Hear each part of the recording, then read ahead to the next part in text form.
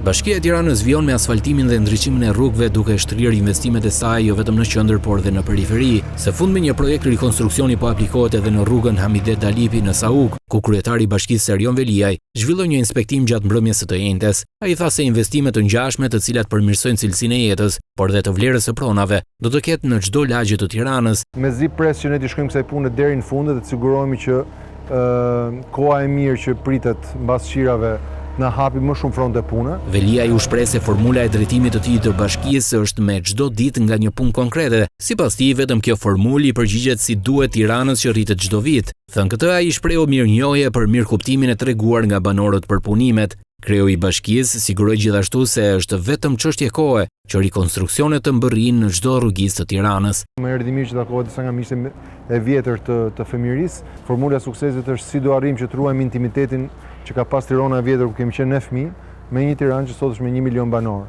Dhe se si mund të jetë dora e bashkisë në të gjitha rrugicat dhe pse qyteti ka shkuar nga 42 km2 në 1200 ca km2. Kështu që vetmja zgjidhje dhe vetmja përgjigje që unë kam për këtë është çdo ditë nga një punë konkrete. Sot këtu, nesër diku tjetër dhe për gjithë banorët kemi vetëm një garanci. Për sa kohë që jemi duke punuar çdo natë, është vetëm çështje kohe sa ne të mbrim deri ke rrugica e fundit që ka nevojë për dorën e bashkisë edhe për gjithë urbanizim që po vjen, që sigurisht shton dhe vlerën e pronës edhe të çdo investimi që bëhet në këtë njësi.